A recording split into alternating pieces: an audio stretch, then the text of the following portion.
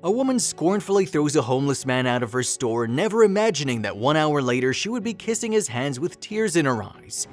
Karen Mulvaney was furious. Standing outside under her elegant dark green awning was a beggar, and what a beggar. The man was filthy and Karen had caught a whiff of him before she arrived. He stank.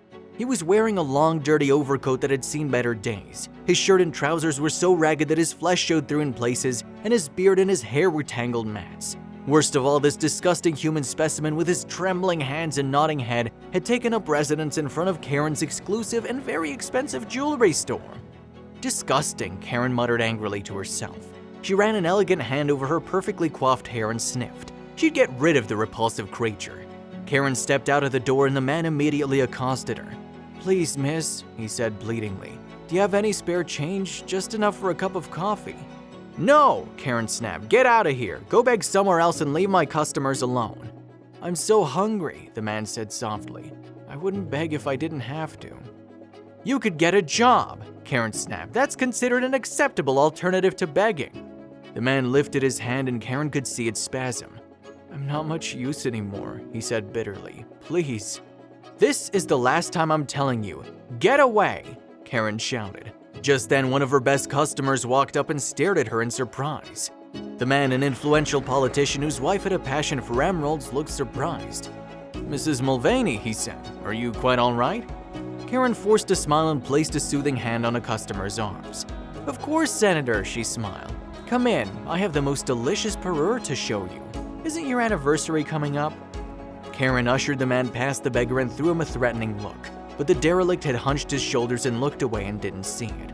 For the next 2 hours, Karen was very busy. Immediately after the senator left, a rich divorcee came in, eager to spend her multi-million-dollar settlement. It was a very good day. As the divorcee left, Karen saw her pause at the door, her hand to her face. Then the woman fumbled at her purse and gave the man a bill with wincing fingers. He was harassing her precious customers.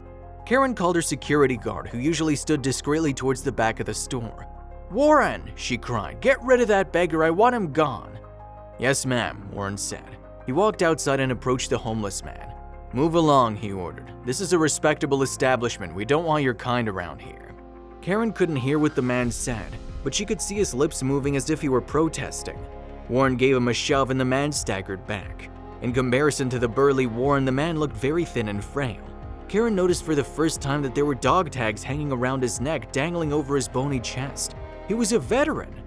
Warren waved a threatening fist and the man cringed. It was hard to believe this human wreck had once been a soldier who had fought for this country. It just goes to show, Karen thought to herself, what drink can do to people. The man was shuffling away and Warren came back inside.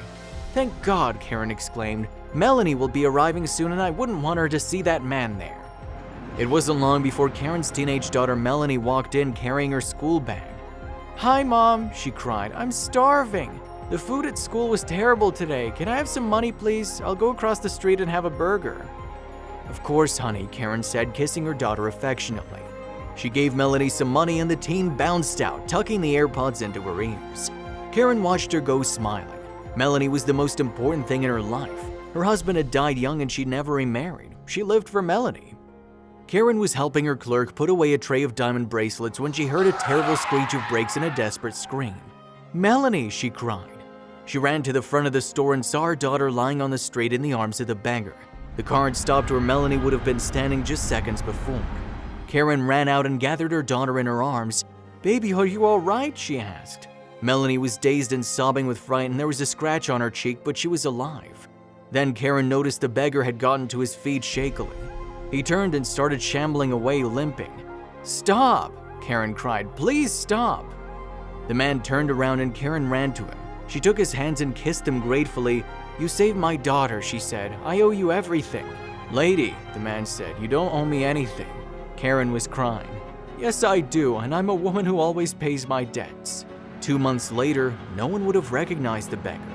The old soldier Ralph was no longer homeless. He was now a doorman and wore an elegant dark blue uniform with a gold braid.